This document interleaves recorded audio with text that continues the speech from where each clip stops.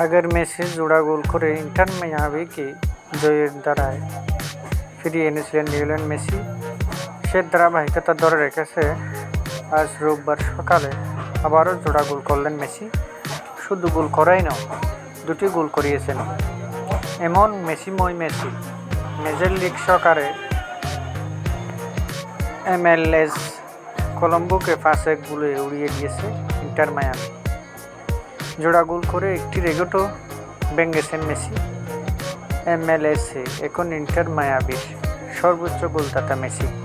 সাবেক আর্জেন্টাইন সতীর্থ গঞ্জালো হিগুয়েইনের 29 গোল টপকে মেসির গোল এখন 31টি।